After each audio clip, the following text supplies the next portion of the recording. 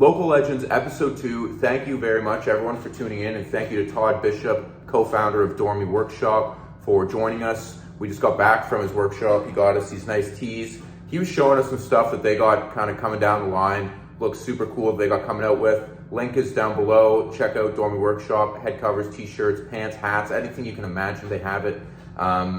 Like, comment, subscribe, and without further ado, Todd Bishop. Enjoy. Local Legends Episode 2. Today we have the pleasure of being joined by Todd Bishop. He is a co-founder of Dormie Workshop. Started off in Halifax, and now he's known, and Dormie Workshop is known all over the world. So Todd, thank you so much for joining us. Yeah, thanks guys. Good to reconnect. Absolutely. So Todd, I guess to start, for people who might not know what Dormie Workshop is, you guys have been in business for over 10 years now, I believe. Why don't you start by just kind of telling us what Dormie is, how you got started, and I read a cool story about you guys picking someone up off Kijiji in your early years. So if you could kind of tell us about all that, I think that'd be cool. Yeah, so Dormie's, it started out as a leather business specializing in head covers, and as we kind of went through the process of understanding branding and product release, product prototyping, it all happened really fast. And it wasn't our primary income. And, you know, Thomas, it was one of our junior golfer standout players, and we used to coach him as a kid. And so it's kind of fun to see come full circle here. I'm still kicking in Halifax, and so's Thomas. So, but yeah, we were coaching golf in the daytime and then working on the business at night. And we had found, there's been a couple different stories of how it kind of originated in terms of making product. But in the end, one of the first spots that we were able to get in and have a key to the place and really refine understanding sewing techniques and leather and foils and deboss machines, all the little very rudimentary things that we could do to build a head cover, which we knew nothing, absolutely less than nothing about. That was kind of a fun journey, frustrating at times, but as you started to see the cover kind of morph into something that you'd be proud to put on your head cover or on your club, it started to become a real passion project. And then there's kind of a tipping point later on where you know that you need to quit your day job. And that's one of the first things I always recommend is if you are an entrepreneur, do not quit your day job, because you need that steady income in case the thing flops, because we had a whole bunch of flops prior to Dormie. So yeah, we've morphed into, you can get head covers. We just released our new beach tote, which is made out of recycled plastic, and is a really fun product that you can use on the beach or on a boat or get in your groceries, turn it into a dry bag or a cooler loaded with ice. So that's kind of a fun project. It's something that we don't make. And for us to be able to scale as a brand, we know that we're going to need to rely on third parties and partnerships and other places to make product for us that we have designed and have them complete. So basically, you know, if you think of a prototype process, you would have the prototyping get to a point where it needs to be commercialized, where you would actually want to bring it to market. And if we're not making it, we would pay somebody else to do that for us, because the product is at that final stage. And we've probably got about 5 different things in the hopper that people are not aware of that are coming out and when they're going to be released. Now we're in the fun stage where we actually do pick timing and when we're going to release this stuff. So back to your original question, it was and still is a leather accessory business, but we branched and morphed into many, many different items, including hard goods. Well, awesome. So you talked about that, which would be like the last 10 years and how it all went so fast. So would that be the plan for like the next 10 years, or what else would there be that Dormie looks to work on other than head covers and bags and all? Yeah, like I would say first 12 months, it was really slow, and you are fighting for anybody's attention. and you are begging everybody and anybody to just give you one chance. And after that, the pendulum, if you're lucky and you work really hard, the pendulum can swing the other way and you get to say no. And the power of the word no is insane. And we are basically at the stage now, and it's not because we don't like them or we don't think they align. It's our pipeline right now is so full that we just physically can't do it. So one of the things that we have always tried to abide by is we do what we say. So if we give a timeline of when a product's supposed to be delivered, and if we miss that, then that really does damage to our brand, and it does damage to our customer service. And we realize that it has long-term downstream effects of our partners. So let's say the shop opens May 15th and they get their product in June. We know that has a big impact on the pro or the shop. And we are, very serious about trying to maintain those timelines. Now, the biggest challenge for a growing brand is to scale and maintain your customer expectations. And that's the part that nobody really told us was going to be the biggest bat that's going to punch you in the face. And so mitigating those disappointments, because it is inevitable, something is going to go wrong that's out of your control. There could be a tariff involved. There could be a bad customs agent. It could be a bad UPS driver who dumped your whole load of head covers into a lake. There's all these unforeseen things that you can't control. The only thing you can control is how you're going to react to them. So that's one thing that we've always prided ourselves on is, the fan is going to get whacked a few times, but we're going to do our best to rectify it and get the product. So one thing that we've never missed is a tournament date. So tournament date means that if it's the T Sutherland Invitational and your tournament is on October 1st and you get that product October 2nd, we know that we've missed your hard in hand date. You didn't get to hand them out at the beginning of the tournament. Product's no good to anybody. We'd have to turf that. So in our 11 and a half years, we've never missed a hard in hand date for a tournament, which is great. We've definitely missed some shop openings.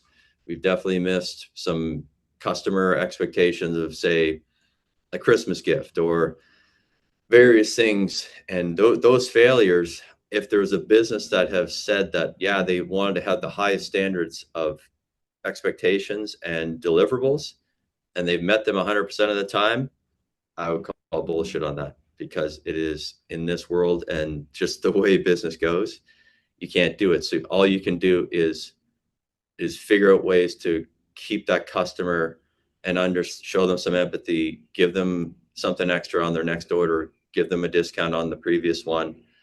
There's a bunch of different ways you can handle those situations, and that's part of the challenge of growing a business that people are going to trust, and you're going to have a sustainable business over time. So it's managing those failures. The successes are great, and I wouldn't say they're easy, but they happen 90% of the time, and you almost become desensitized to the wins. It's the failures that really resonate, and that's what keeps me awake at night, is I'm sitting in bed going, man, like, I cannot believe that happened.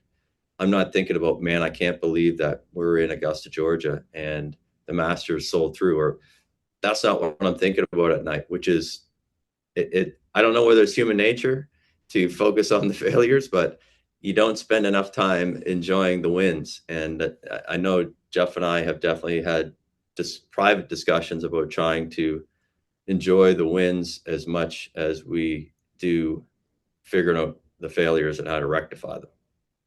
Yeah. First of all, I can absolutely attest to you guys always being on time. I hosted for a charity foundation I'm a part of called Laddie's Foundation. It's a scholarship foundation for a friend of mine who passed away. And we hosted a golf simulator tournament. And I reached out to one of your employees looking to get some head covers in place for prizes. And I was late to the ball in getting that order in the works.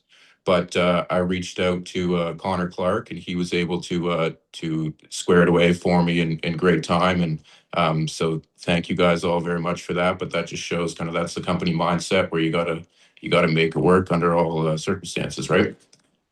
We do get a lot of last minute asks. People, it's not even being selfish. It's just you're just unaware. It's like, well, they probably have all this stuff pre-made, and some of that is true. Like we do have web stock, and that was also a big learning curve for us. Was at the beginning you have no money.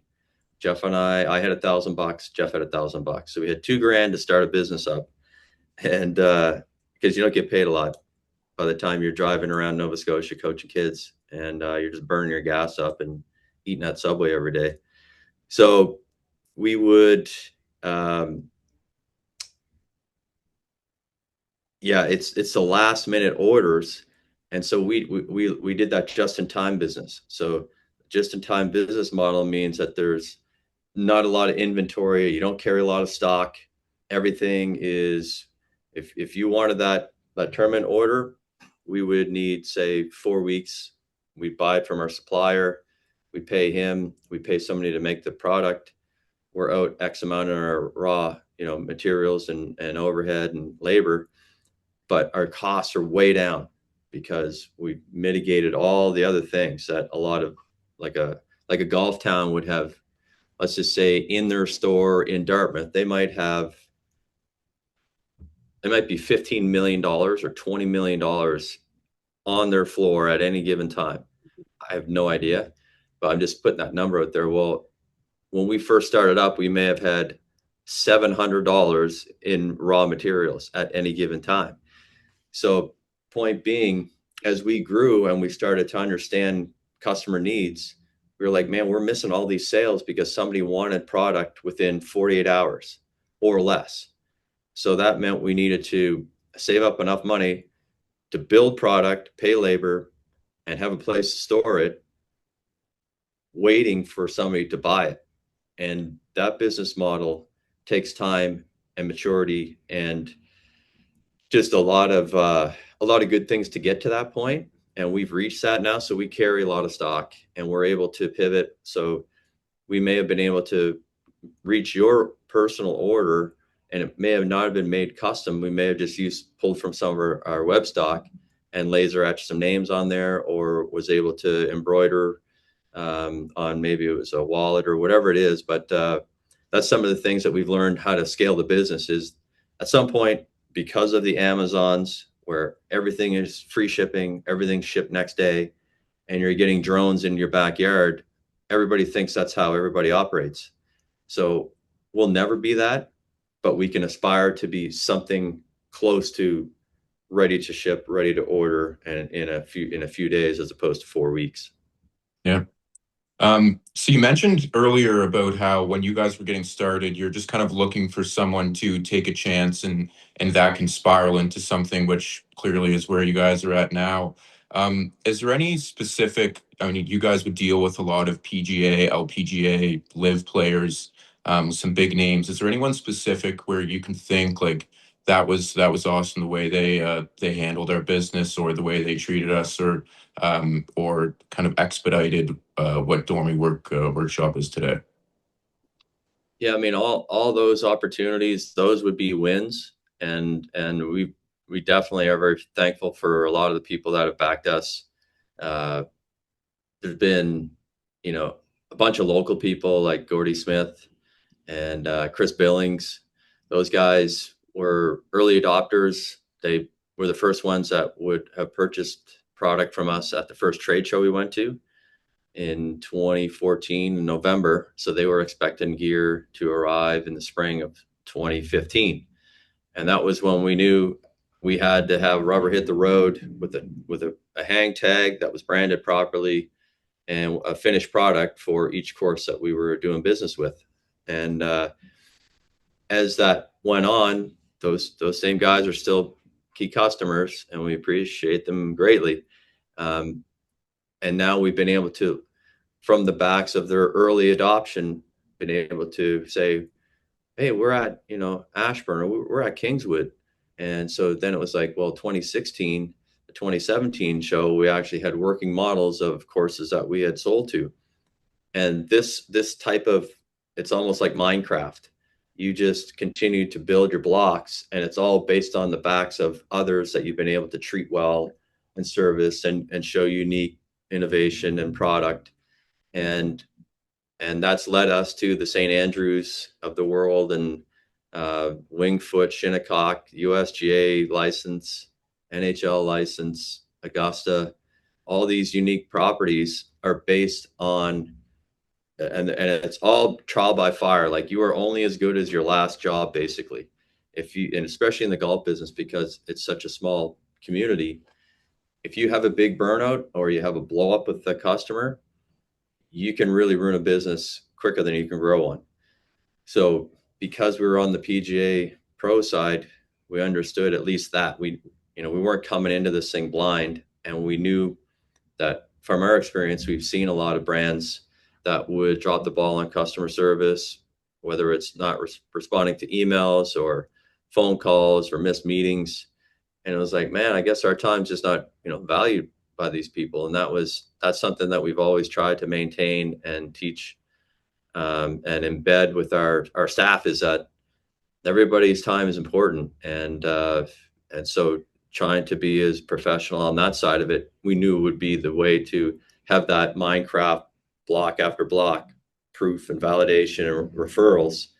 And you can build a castle pretty quick if you just continue to do that one step at a time, each step forward.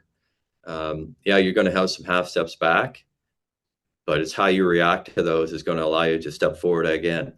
And we're looking now to Asia as our next target. We've got some partners in Japan who own the Guinness Book of World Records for most pro shops owned, which I didn't even know is a thing. Something like 600 shops. So there's good potential there, and they have a few shops in Korea. So it looks like we'll go to Japan first and then move to Korea on that kind of strategy. And we've been in Europe for a while, especially Scotland is our main base there. Ireland's still really untapped. There's a lot of untapped markets that we have a lot of room to grow into, which is exciting for us. And just in terms of, if we never made a new product going forward, we could spend another 10 years just shopping it around to Australia, New Zealand, all the fun spots, Thailand, wherever the heck you want to go, which is really fun. And it gives us some confidence that we're in a good position to be able to support Nova Scotians with real jobs, continue to grow, and be an innovator in our space, which is fun. Awesome. So you talk about all those great places, which is amazing that you guys have reached almost the whole world. What would be some main big challenges coming out of Nova Scotia, which is obviously a smaller city and isn't really focused on golf as much as hockey, you'd say? So how are you guys able to kind of connect with people and move along out of Canada? So if we had never moved, I would say we really would have struggled, and we would not probably be where we are. And I think Nova Scotians, Blue Nosers in particular, are of the traveling type. And I don't know how far you guys have traveled. I don't know whether it's just across Canada or maybe it's interprovincially, locally.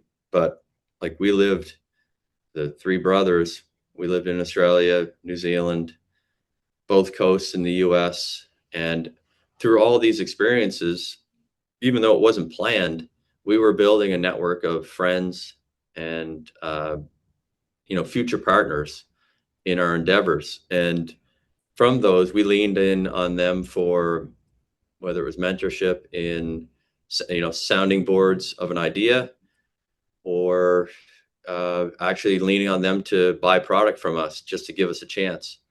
So basing a business out of Nova Scotia is challenging for a number of reasons. Labor costs are extremely high, rent's high, supply chains are limited, raw materials are more expensive. There's lots of negatives, and you could, before you're even halfway down your list, you would go, let's start in Montreal. Let's start in Toronto. And we never looked at it that way. We looked at the Nova Scotia charm and mystique that is inherent to the way the world views our province as an asset. And similar to the way when I hear like a business that starts in Oregon, I know that that's a rugged coastline. It's the northwest of the U.S.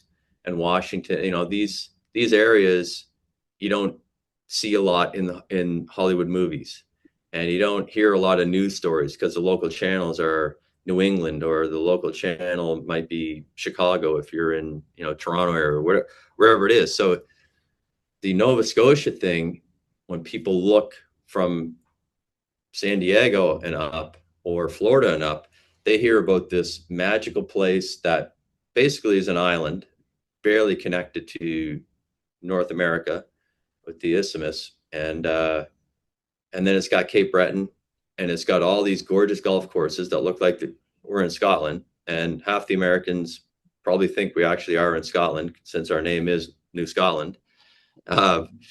It does have a lore that a lot of home bases can't offer. So rather than look at all the negatives, we turn that into a positive, and we showcase really early on social media that we were surfers, we were golfers, and we were travelers and adventurers, and we were going to take all our artistic abilities with all those built-in cultures and infuse that into our family business.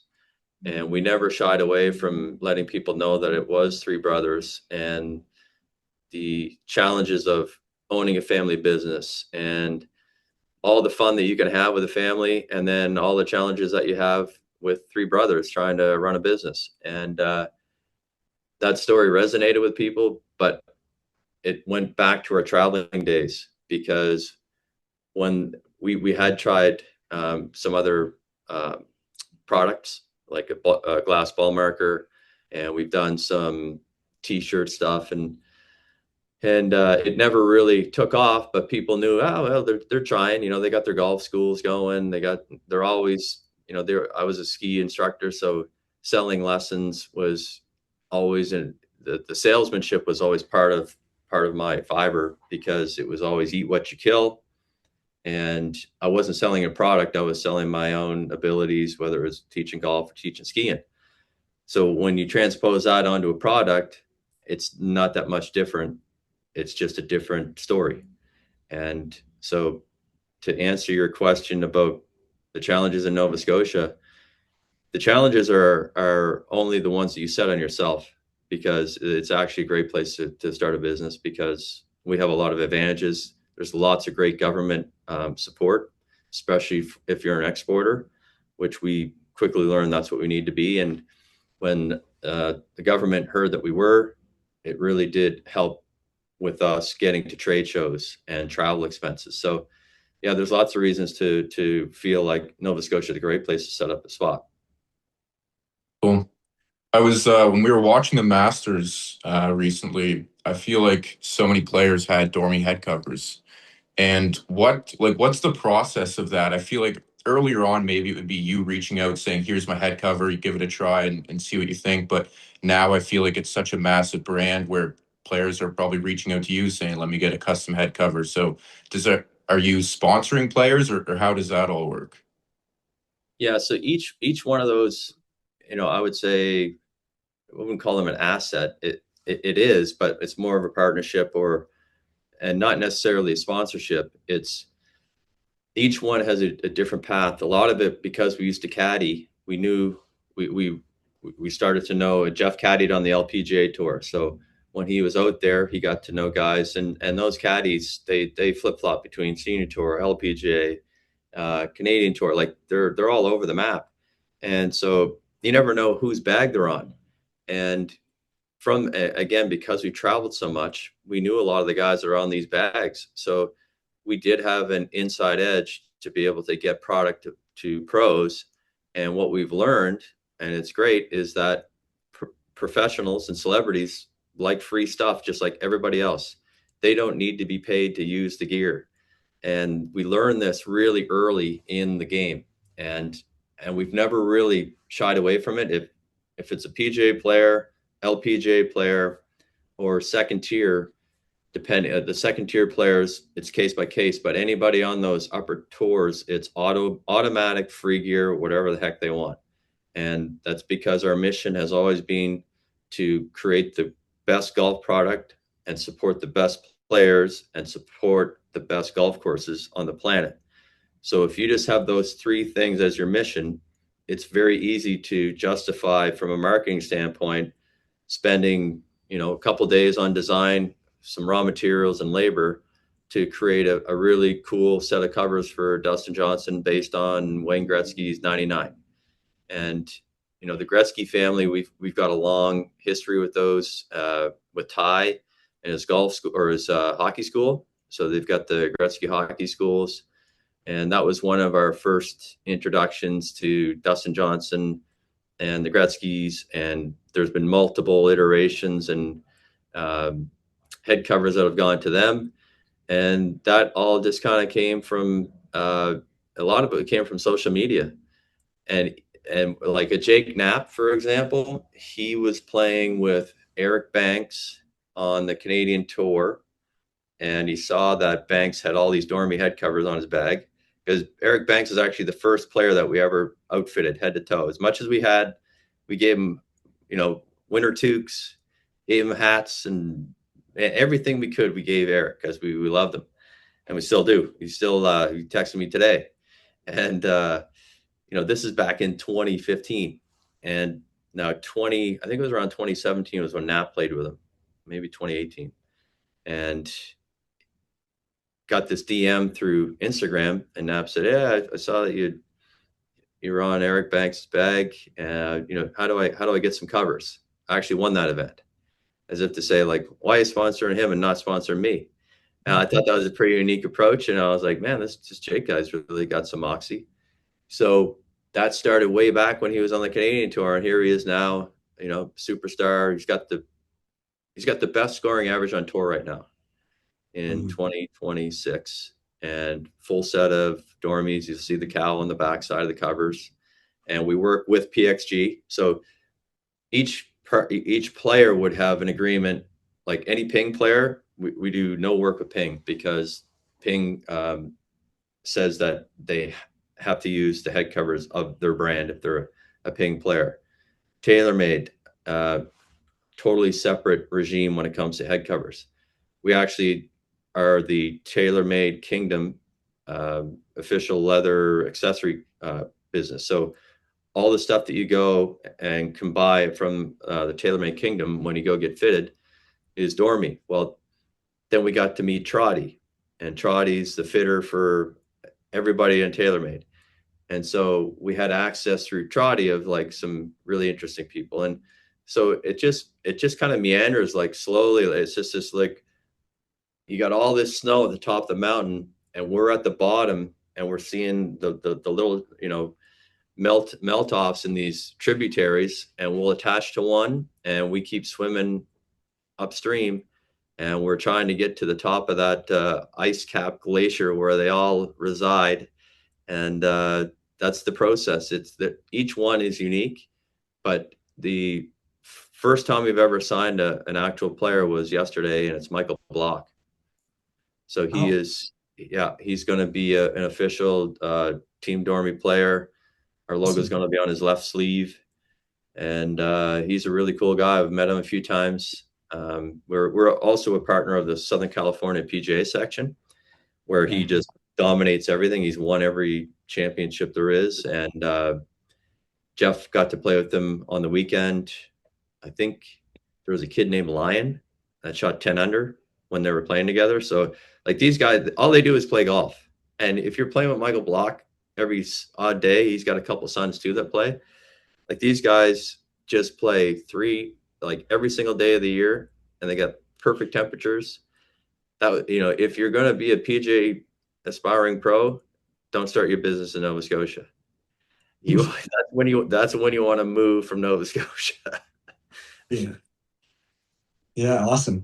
That's great. As a golfer, I'm geeking. I know a lot of people might not know who Troddy is, but I watch all his videos all the time. And then the Kingdom, that's a dream of mine to go in there.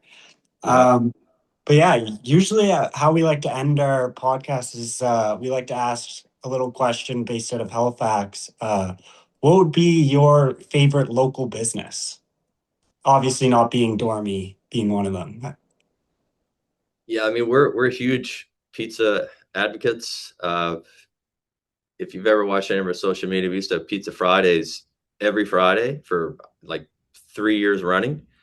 Probably spent 30 grand on pizza in those first few years, but our staff was only 4 and 5 deep, so it was pretty easy. Now we're up to almost 60 staff, and we Wow. would literally go bankrupt if we had kept that going. So I would say Salvatore's is probably my favorite. They're in a tie though with Yaya's. I don't know if you know Yaya's Yeah. Pizza. Yeah. I'd say it's a tie because they're such different pizzas. Mm. And Yaya's was kind of newer to the scene, where Salvatore's had always been around back in 2014. So I really enjoy those guys, and running a restaurant and being a restaurateur in Halifax definitely is inherently risky with the small margins. And so I definitely applaud anybody in the food and beverage business. We just launched our beer with Stillwell. So I don't know if you know Stillwell Brewery, and Yep. they've got the tap room down on Barrington Street. Yep. And they have the free house on Agricola. And then they've got a new brewery just in the north end here. So that's the can there. This stuff, I don't know if you guys seen this yet. No, yeah, we'll have to give it a try. Yeah. New summer beer. Yeah. So this is available at the Rockheads and Sobeys and at Bishop Cellar, and then all the Stillwell, and you'll see them all over the place, like Cabot, Brunello, Ashburns. That's great. Thank you so much for all the information, all the stories, and it's so cool to see you guys starting off in Halifax with you and your brothers and turning into what you guys are today. It's very admirable, and congratulations on all the success. Anyone who's looking for any Dormie products, check them out. They're everywhere. It's tough to miss. And yeah, thank you so much for your time, Todd. It's great connecting with you. Yeah, it's great connecting. Good seeing you again. How'd your game, Matthew? Or Thomas? Or what are you shooting now? It's here and there. I'm playing in the Apple Blossom in a couple weeks, so that'll be a good see of where I'm at. But last summer, a lot of good rounds. I actually played your brother Alex in the Blue Mountain Cup, like the Glen Arbor Mellow. Yeah, right on. He kicked my butt. Uh-oh. That guy can putt, that's for sure. Oh man. Yeah, Okay, that guy knows his way around Brunello, that's for sure. Awesome. Yeah. All right, guys. Well, thank you so much. Have a great weekend. We'll have to try the beer out too. Yeah, absolutely. All right. Cool. Thanks, guys. Take care.